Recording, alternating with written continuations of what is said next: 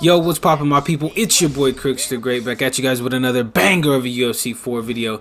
And in today's video, we're going to be starting to play with a whole new playstyle in UFC 4. And it is the end of the pocket fighting Crooks era in UFC 4. Now, my reasoning behind this is because the style that I have had in UFC 4 for all this time is really not very conducive to winning consistently in UFC 4. UFC 4 is very fluky, and I struggle with putting people away, especially as of late. I don't know why. I've knocked people down 6, 8, 9, 10 times, and I end up getting like robbed by UFC 4. So after a while, it just kind of gets old. So we're gonna be trying to adapt a new play style. We're gonna be playing a lot more patient, trying to base our play style more off of reads and timing than just pure pressure. So here, that's what we're trying to do with Dominick Cruz here. We're going up against the Corey Sandhagen. Now you see, this guy's playing off of his back foot, and I just need to play a more patient play style and just be okay with taking a decision if it does present itself. Now, the reason why I'm showing you guys this against a Division 13 guys is because we're going to start making this a series. So you guys are going to see me do this against a lower tier guy right here and a Division 13 guy. So we're able to shoot for a beautifully timed turning takedown off the cage right there. The next video will be probably against a Division 15 to 17 guy, and then we're going to take it up against Division 20 guys. So you guys get to see the progression of the play style that I'm trying to adapt now. So here we're on the ground. We're able to deny that transition right there. We try to go with the posture up. He did a good job of blocking, and he's able to regain his half guard. Now, this is another thing that I'm going to be using more and more. I'm going to be using more grappling in my videos now. I'm going to be trying to hold people on the ground like we are here. We're able to regain side control, landing some elbows, and just really staying patient on the ground. If we need to hold people on the ground, then that's what we're going to do. Landing some nice strikes to the body right here. And now you see I'm not overcommitting on the ground strikes either, just because I know if I get a punch slipped or blocked, Corey Sandhagen's going to sweep me. So I don't want that to happen. We want to maintain as much control time as we could as he gets up right there. But so far, so good. Just playing out in space, using the nice footwork of Dominick Cruz. Feinting off strikes. Using the major lunges, cracking right there with a clean three-piece combination. Popping out that jab, feigning. And now we're just kind of throwing things to try to overload his brain. I feel like not enough people really do that. They don't feint enough out in space to really like kind of freeze your opponent. This is something that GSP did very well when he was fighting. He would just like feint all the time, and he'd feint high low just to kind of get you to start flinching up and down, and you never know what's going to come your way. That's what we're trying to implement here as well. And that's going to be the end of the first round.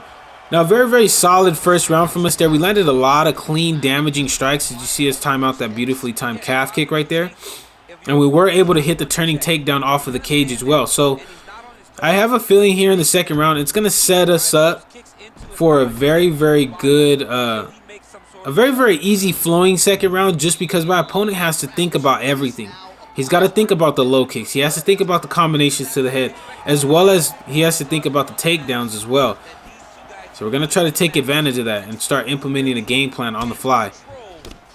So you see here, he's still backing up. We switch to southpaw to give him a different look, and we're trying to work that body with the nice body hooks as well. Nicely timed straight right there. Still just got to take our time. We can't rush. Circle off out of the corner.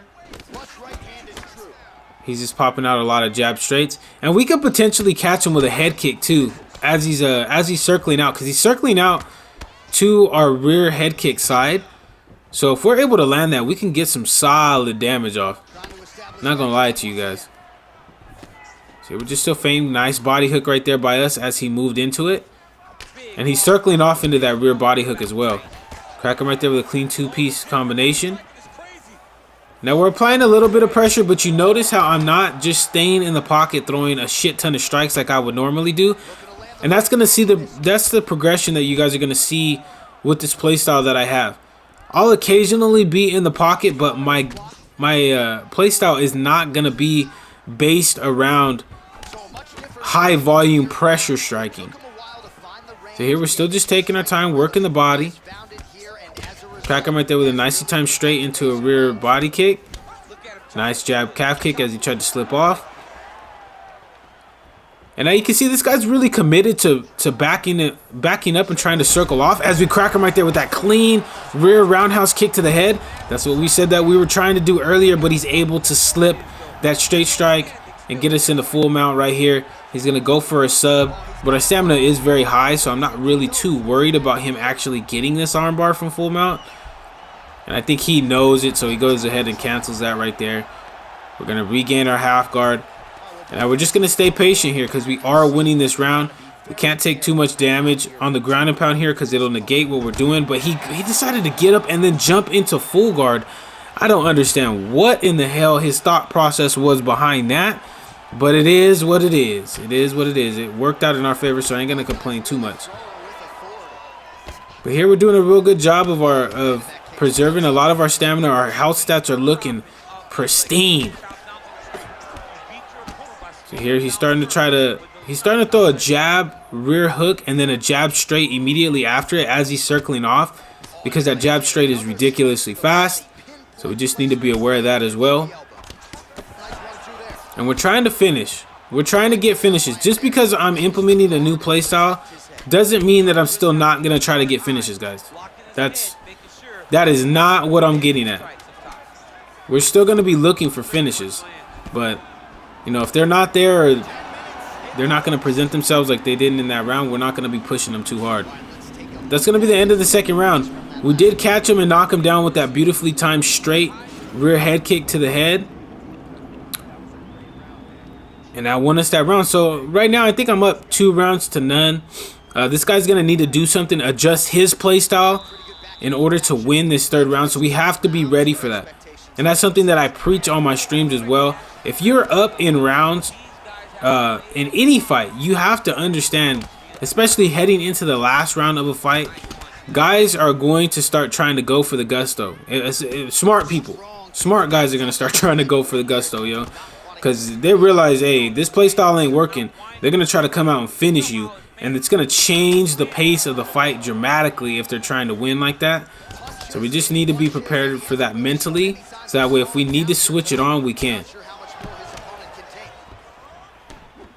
So we're just still trying to take our time out. See, his input or his output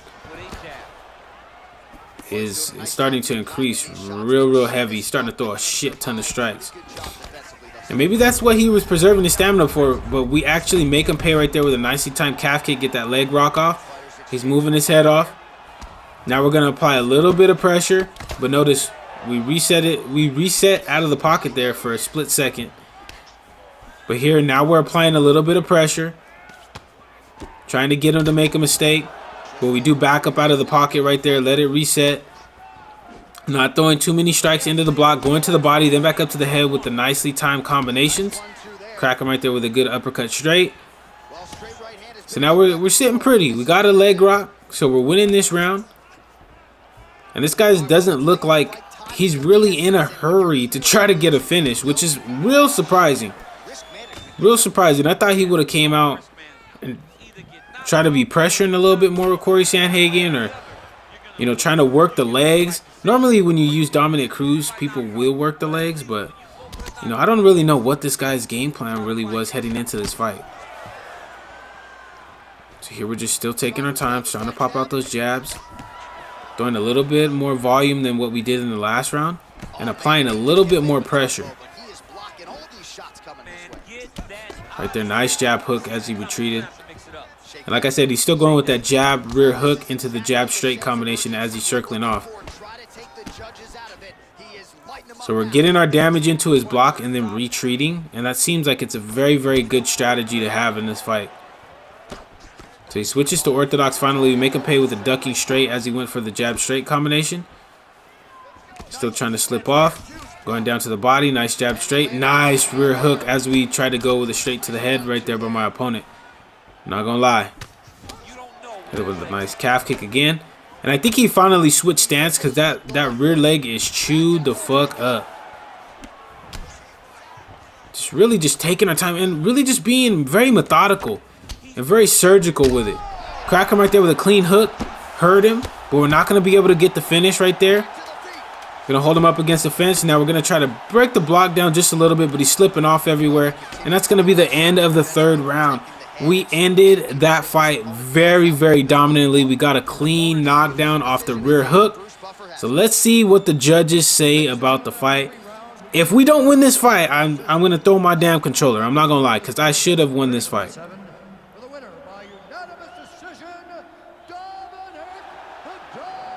All right, and we were able to get it 30-27s all around. And that's going to be it for the video, guys. Hopefully you guys did enjoy this video. If you did, make sure to slap that subscribe button as well as slap that like button. And like I said, this is going to be a series. So until the next time, guys, take it easy. And I will see you guys in the next video, though.